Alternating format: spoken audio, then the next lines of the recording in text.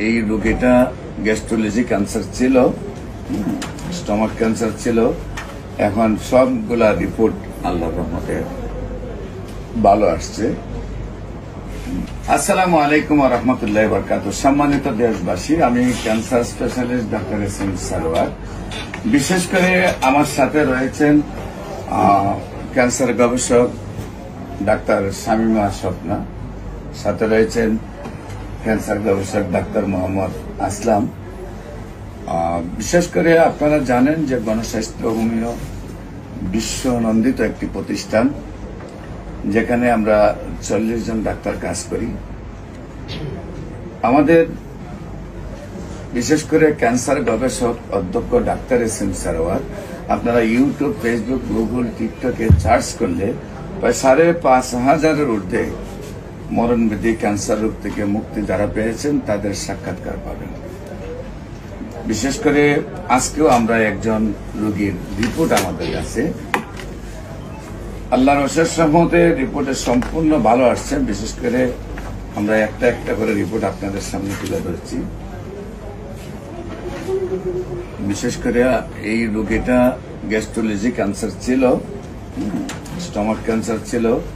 এখন সবগুলা রিপোর্ট আল্লাহর রহমতে ভালো আসছে।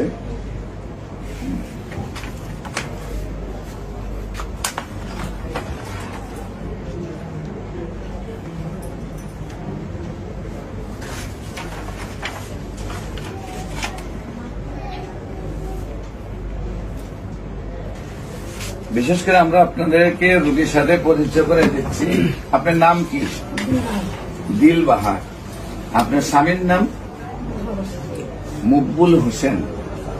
আপনার মূল যে গ্রামের নাম কি?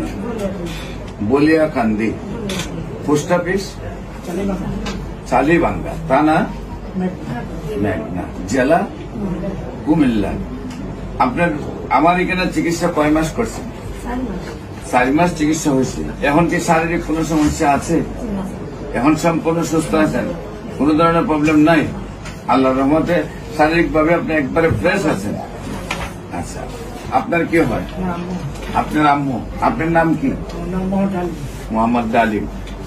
তো আপনার পিতার নাম হলো মকবুল হোসেন। আচ্ছা, আপনার আম্মুর রিপোর্ট গুলা তো কে করেছে? আপনি করেছেন? রিপোর্ট গুলা কি দেখছেন আপনি সম্পূর্ণ?